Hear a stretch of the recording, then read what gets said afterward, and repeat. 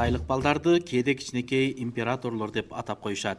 Анткени ата-энелерге бир гана балалуу болууга уруксат берилгендиктен алар өз баласын папес деп багышкан. Кийин 2 балалуу болууга уруксат берилди. Бирок көптөр бир балалуу болуу жетиштүү деп келишти.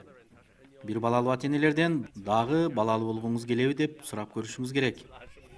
我现在没有想法，因为我现在 Ал тууралуу ойлонуп көрбөптүрмүн. Анткени эмоционалдык, каржылык жактан да кыйналышыбыз мүмкүн. Кытайдын бир кезде гүлдөп өскөн түндүк чыгыш аймагындагы көптөгөн шаарларда калктын саны азайып кеткен. Ошондуктан балалуу болууга болгон чектөө дал ушул аймакта биринчилерден болуп, биротоло алынышы мүмкүн деген божомол бар. Бирок аны менен эле баланын төрөлүшү көбөйбөшү мүмкүн. 现在就养着一个就已 Мен 经 үчүн бир баланы чоңойтуу да оор иш. Болгон энергияңызды бир балага жумшаган жакшы. Көп балалуу болсок, баарына тең жетиштүү кам көрө албай, өзүбүздү айыптуу сезишибиз ыктымал.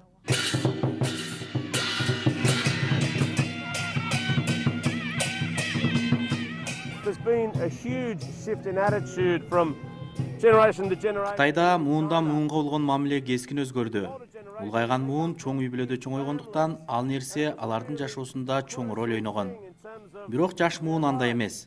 Аларга бул нерсе анчалык деле маанилүү эмес болгондуктан көп балалуу болуусу келишпейт. For them.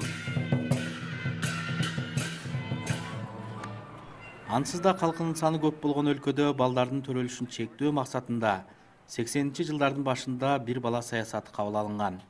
Кийинчерээк айыл аймактарында жана этникалык азчылыкты түзгөндөргө бир канча балалуу болууга уруксат берилген.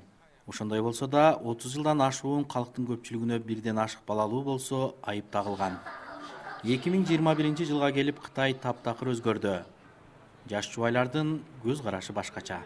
When you look at birth rates throughout history, poverty tends to Тарыхта балдардын төрөлүшү боюнча көрсөткүчтү карасаңыз, жакырчылык убагында көп балалуу болушкан.